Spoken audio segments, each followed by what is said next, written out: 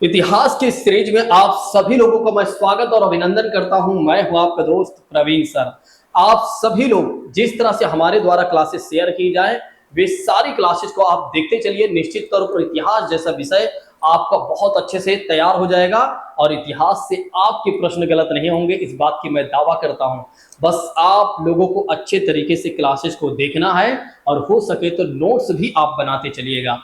आइए अब बात करते हैं आज के विषय के बारे में। अच्छा, जिन लोगों ने पहली वाली क्लास को नहीं देखा हुआ है और दूसरी वाली क्लास को नहीं देखा हुआ है वे लोग क्या करेंगे, जब समय पाएंगे तो पहली और दूसरी क्लास को जरूर देख लेंगे, क्योंकि हमने उसमें इंट्रोडक्शन वाला पार्ट करवाया हुआ है। आइए अब बात करते हैं, जैसा कि बात करते हैं हड़प्पा संस्कृति के बारे में, जिसे क्या कहा गया है, कांस्ययुगीन सभ्यता के नाम से भी जाना गया है, या क्या कहा गया है, कांस्ययुगीन सभ्यता भी इसे कहा गया है। आइए समझ लेते हैं कि इसे कांस्ययुगीन सभ्यता क्यों कहा जाता है। दरअसल क्या होता है कि सिंध में रहने वाले जो लोग थे उन्हें क्या कहा गया है, सैंधोवासी कहा गया है। ठीक है, यानी कि सिंधु घाटी सभ्यता में जो रहने वाले लोग थे उन्हें क्या कहा गया है, सैंधोवासी कहा गया है। तो इन लोगों ने सबसे पहले किस धातु के बारे में खोज किया था, तो सबसे पहले इन लोगों ने तांबा धातु के बारे में खोज किया था। यानी कि सबसे पहले इन्हें जो जानकारी मिली थी तांबे के बारे में जानकारी मिली थी। और आगे चलकर क्या होता है, इन्हें टिन मिल जाती है, एक नई धातु मिल जाती है टिन, और फिर क्या करते हैं, अपना जो मानव की शैतानी दिमाग है उसको लगाते हैं। यानी कि कह सकते हैं कि तांबा और टिन को मिलाकर एक नई धातु बना लेते हैं। तांबा और टिन को मिलाकर एक नई धातु बना लेते हैं और जिसे क्या कहा जाता है, कांसा कहा जाता है। जब ये लोग क्या करते हैं, कांसे का प्रयोग करना सीख जाते हैं, तो उस समय उस सभ्यता को क्या कहा जाने लगता है, या इस सभ्यता को क्या कहा जाने लगता है, तो कांस्ययुगीन सभ्यता कहा जाने लगता है। तो इसलिए क्या होता है कि सिंधु घाटी सभ्यता या हड़प्पा संस्कृति की बात करते हैं तो इसे किस और सभ्यता के नाम से जाना गया है, तो कांस्ययुगीन सभ्यता के नाम से भी जाना गया है। ऐसे में अगर देखा जाए तो इसे नगरीय सभ्यता के नाम से भी जाना गया है, जो कि भारत की पहली नगरीय सभ्यता है। तो भारत की पहली नगरीय सभ्यता के रूप में भी इसे जाना जाता है, क्योंकि भारत में पहली बार अगर नगरों का विकास हुआ है तो सिंधु घाटी सभ्यता के काल में ही हुआ है, और इसके पहले कभी भी भारत में नगरों का विकास नहीं हुआ था। ठीक है, तो इस बात को भी आप लोग ध्यान रखिएगा। आइए समझते हैं इसके बारे में। कहा जा रहा है कि हड़प्पा सभ्यता या सिंधु घाटी सभ्यता को इस नाम से इसलिए जाना जाता है क्योंकि इसके जो प्रथम अवशेष है हड़प्पा नामक स्थल से प्राप्त हुए थे। तो ऐसे में अगर देखा जाए तो हड़प्पा सभ्यता या सिंधु घाटी सभ्यता को इस नाम से इसलिए जाना जाता है। किस लिए जाना जाता है, इसलिए जाना जाता है क्योंकि इसके जो प्रथम अवशेष मिले हुए हैं वे कहां से मिले हुए हैं, तो हड़प्पा नामक स्थल से मिले हुए हैं। कहां से मिले हुए हैं, तो हड़प्पा नामक स्थल से मिले हुए हैं। दोस्तों इस बात को जरूर ध्यान रखिएगा। इसके आरंभिक स्थलों में से अधिकांश जो मिले हुए हैं सिंधु नदी के किनारे पर ही अवस्थित थे। तो इसके ज्यादातर जो स्थल रहे, स्थल का मतलब हो जाता है साइट्स, तो स्थल को क्या कहा गया है, साइट्स की बात करते हैं। तो ज्यादातर स्टार्टिंग के जो साइट से मिले हुए हैं सिंधु नदी के किनारे पर, यानी कि तट पर ही मिले हुए हैं, यानी कि बैंक पर ही मिले हुए हैं। इस बात को भी ध्यान रखिएगा। तो ऐसे में अगर देखा जाए तो इसके आरंभिक स्थलों में से ज्यादातर जो स्थल कहां से मिले हैं, सिंधु नदी के किनारे से मिले हुए थे। चलिए नेक्स्ट बात करते हैं। फिर क्या कहा जा रहा है, हड़प्पा सभ्यता यानी कि सिंधु घाटी सभ्यता का काल कितना माना गया है, तो कार्बन डेटिंग पद्धति के माध्यम से अगर आप देखें तो कार्बन डेटिंग पद्धति के आधार पर यदि आप देखें तो सिंधु घाटी सभ्यता का काल जो है वो है 2350 से लेकर 1750 तक है। 2350 से लेकर 1750 तक है। और भी कई काल, मतलब देखो और भी तिथियां हैं। अगर आपको किसी दूसरे किताब में दूसरी तिथियां मिलती हैं या इंटरनेट पर दूसरी मिलती हैं तो वो भी कहीं ना कहीं सही है, क्योंकि हर एक इतिहासकारों के द्वारा अलग अलग तिथियां दी गई हैं। ठीक है, तो कार्बन डेटिंग पद्धति के अनुसार मैं आपको बता रहा हूं कि 2350 से लेकर 1750 ईस्वी तक, ईस्वी तक यदि आप देखते हैं या ईसा पूर्व तक, बीसी तक आप देख रहे हैं, तो इसे सिंधु घाटी सभ्यता का काल माना गया है। अब आइए बात करते हैं नेक्स्ट पॉइंट के बारे में। देखिए, भारतीय पुरातत्व विभाग के जन्मदाता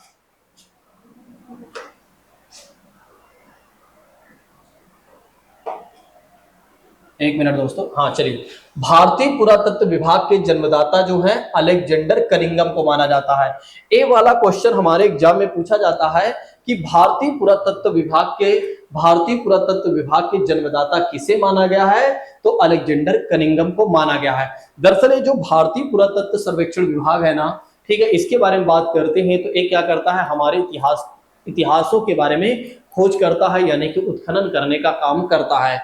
भारतीय पुरातत्व विभाग की स्थापना का श्रेय किसे जाता है, तो लॉर्ड कर्जन को जाता है। किसे जाता है यह श्रेय, तो लॉर्ड कर्जन को जाता है। ये दोनों ही बातें आप लोग जरूर ध्यान रखिएगा, क्योंकि आपके एग्जाम में कहीं ना कहीं यहां से प्रश्न जरूर बन सकता है कि भारतीय पुरातत्व विभाग के जन्मदाता किसे माना गया है और भारतीय पुरातत्व विभाग की स्थापना का श्रेय किसे जाता है। ये दोनों ही प्रश्न आपके एग्जाम में बन सकता है। तो ऐसे में अगर आप देखें तो भारतीय पुरातत्व विभाग के जो जन्मदाता हैं वे हैं अलेक्जेंडर कनिंघम है। कौन है, अलेक्जेंडर कनिंघम है दोस्तों। और दूसरी बात करते हैं तो भारतीय पुरातत्व विभाग की स्थापना का श्रेय किसे जाता है, तो लॉर्ड कर्जन को जाता है। किसे जाता है, तो लॉर्ड कर्जन महोदय को जाता है। ये बातें आप ध्यान रखिएगा। ये अंग्रेज व्यक्ति है तो इसे लॉर्ड और कौन कहेगा, लेकिन अब कहेंगे, क्या कर सकते हैं, कहना पड़ेगा। चलिए नेक्स्ट बात करते हैं। आगे चलकर क्या होता है, दो साइट्सों की खोज की जाती है, मतलब दो स्थलों की खोज की जाती है। अब वे दो स्थल कौन कौन से होते हैं जो बहुत ज्यादा महत्वपूर्ण होते हैं, जो हमारे एग्जाम में कहीं ना कहीं बन ही जाते हैं, दोनों ही साइड से क्वेश्चन।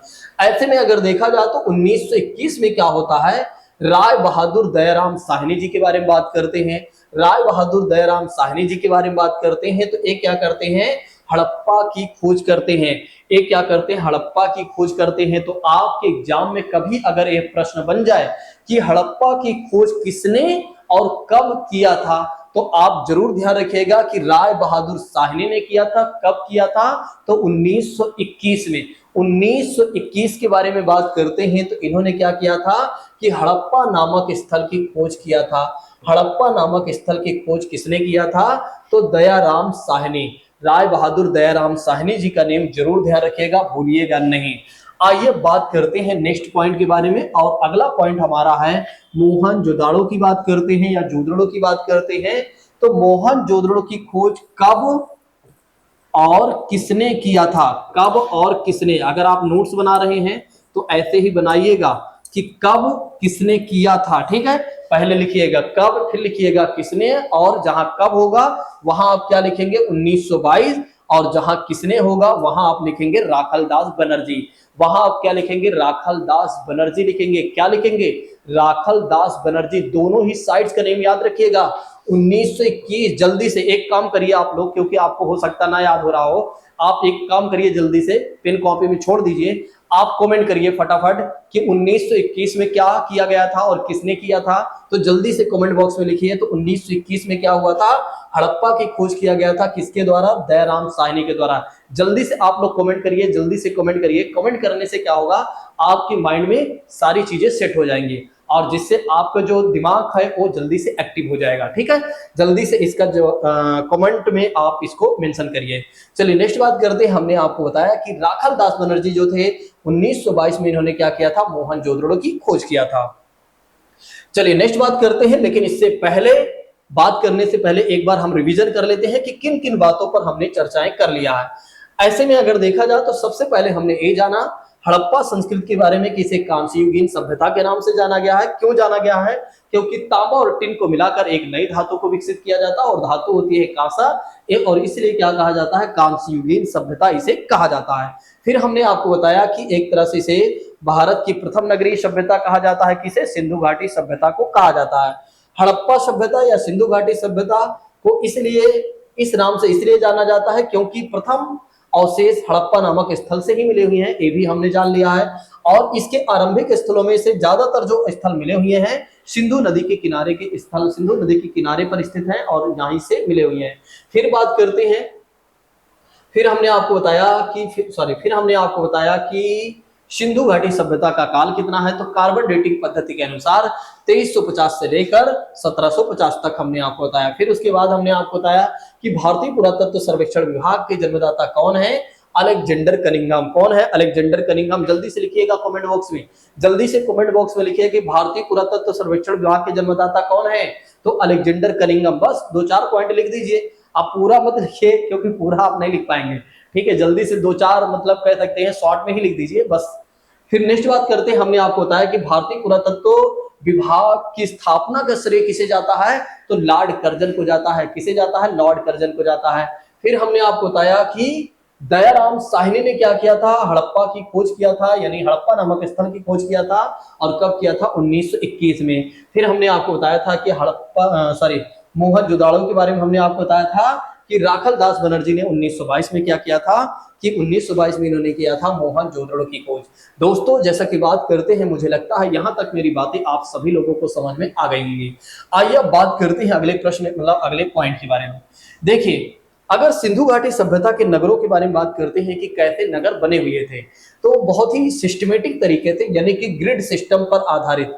ध्यान रखिएगा, यहाँ के जो नगर बने हुए थे, यानी कि जो नगर बसे हुए थे, वे किस पर आधारित थे, तो ग्रिड सिस्टम पर। ग्रिड का मतलब क्या हो जाता है, इस तरह, जहां पर सड़कें, घर बहुत ही अच्छे तरीके, जैसे कि जहां आप रह रहे हैं, अगर आप शहर में रह रहे हैं ना, जैसे कुछ लोग गाजियाबाद, दिल्ली और अलग अलग जगहों पर रह रहे होंगे, तो ये नगर ही हैं, ठीक है। तो इसी तरह से व्यवस्थित रूप से कह सकते हैं कि सिंधु घाटी सभ्यता भी कहीं ना कहीं बसी थी, यानी कि यहाँ के नगर भी बसे थे, जिसमें अगर देखा जाए तो दोस्तों एक दूसरे को समकोण पर काटती थी। सड़कें जो क्या करती थी, एक दूसरे को समकोण पर काटती थी। जो लोग हमारे यहाँ ऑफलाइन तैयारी करते हैं, मैं उन्हें बता देता हूँ, जैसे अगर आप डीएवी चौक जाएं, तो डीएवी चौक पर क्या है कि एक दूसरे को सड़कें जो हैं समकोण पर ही काट रही हैं। एक उधर जा रही है, एक इधर जा रही है, एक इधर जा रही है, एक उधर जा रही है। इसी तरह से आप लोग कहीं जाइएगा और जहां आप देखिएगा कि एक तरह से चारों तरफ से एक जगह होगा जहां से चारों तरफ के रास्ते निकले होंगे। एक सड़कें इधर से आ रही है, एक सड़कें इधर से आ रही है, एक इधर जा रही है, एक इधर जा रही है, एक इधर, एक इधर, मतलब चारों दिशाओं में जो सड़कें जा रही हैं, कहीं ना कहीं वो समकोण वाली ही बात कर रहा है, ठीक है। तो सड़कें क्या करती थी, एक दूसरे को समकोण पर सीधी रेखाओं में काटते थे, और इस पद्धति को जाल पद्धति के नाम से भी जाना गया है। और ऐसे में अगर देखा जाए, यह शतरंज या शतरंज की बिसात की भांति होती है, ठीक है। तो ऐसे में अगर देखा जाए तो किसकी भांति होती है, शतरंज के बिसात की भांति होती है। दोस्तों इस बात को जरूर ध्यान रखिएगा।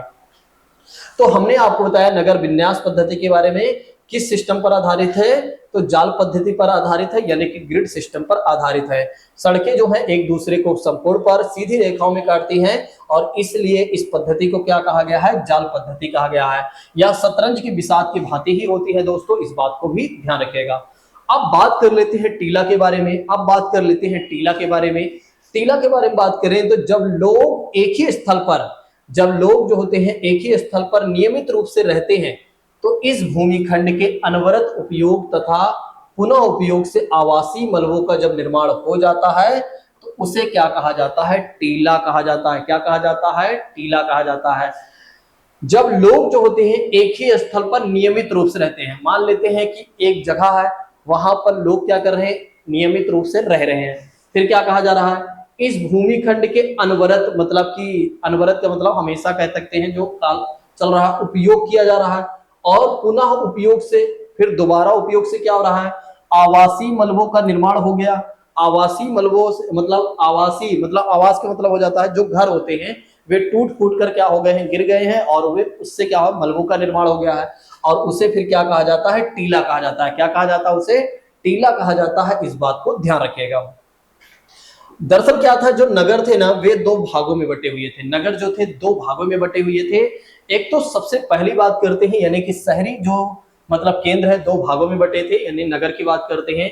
एक तो पश्चिमी टीला की बात करते हैं, और दूसरी बात करते हैं तो पूर्वी टीला में।